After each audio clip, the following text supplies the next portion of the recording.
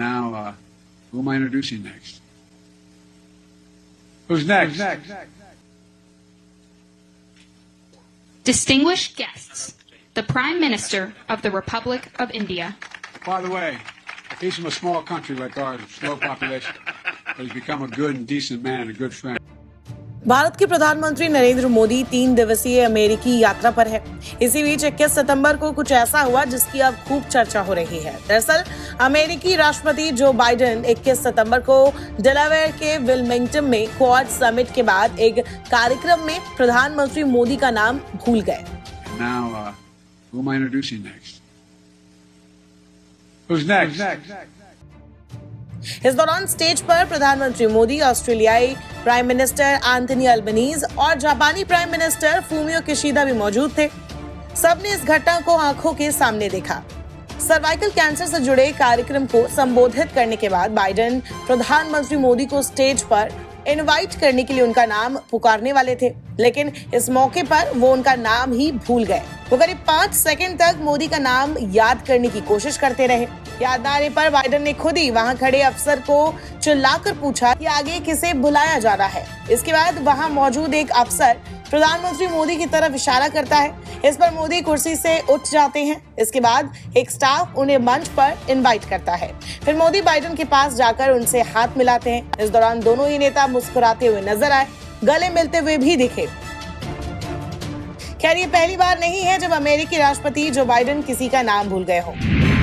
जुलाई में हुई नाटो की मीटिंग में उन्होंने यूक्रेन के राष्ट्रपति व्लादिमीर ज़ेलेंस्की को पुतिन कह दिया था। कुछ ही देर बाद उन्होंने उपराष्ट्रपति कमला हैरिस को डोनाल्ड ट्रंप कह दिया था। ऐसी और कई घटनाएं हैं। जैसे जून में हुई G7 की मीटिंग में बाइडेन कई वर्ल्ड लीडर्स के बीच भटकते नजर आए थे। वीडियो सोशल मीडिया पर वायरल भी हुआ था। Biden Rishi Sunak, Trudeau, Emmanuel Macron और German chancellor Olaf Scholz Giorgia Meloni के साथ पैराग्लाइडिंग देख रहे थे। पैराग्लाइडर आसमान से G7 का फ्लैग लेकर लैंड करता है।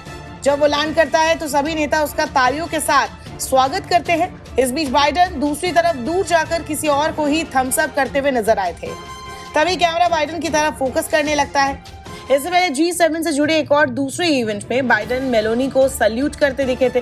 सल्यूट करने को लेकर सोशल मीडिया पर उन्हें खूब ट्रोल भी किया गया था। इसी साल फरवरी में बाइडेन ने याददाश्त के आरोपों का खंडन करने के लिए प्रेस कॉन्फ्रेंस की थी, लेकिन वो हमास का भी नाम भूल गए थे। कुछ देर बाद उन्होंने अनजाने में इजिप्ट के राष्ट्रपति अब्दुल फताह अल सीसी को मेक्सिको का राष्ट्रपति बता दिया था। इन सभी घटनाओं को हर बार सोशल मीडिया पर खूब उछाला गया। कई सारे वीडियोस वायरल हुए।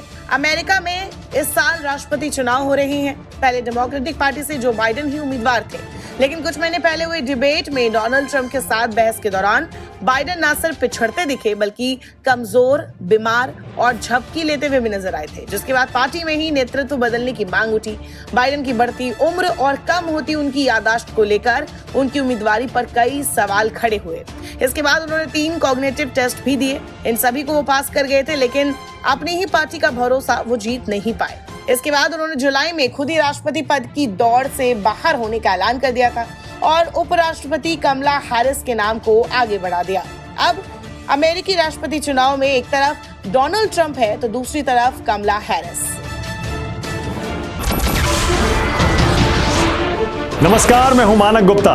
अगर आपको हमारा ये वीडियो पसंद आया हो तो इसे लाइक और शेयर जरूर करें और हाँ, हमें सब्सक्राइब और फॉलो करना ना भूलें ताकि आप देश और दुनिया की कोई खबर मिस ना करें।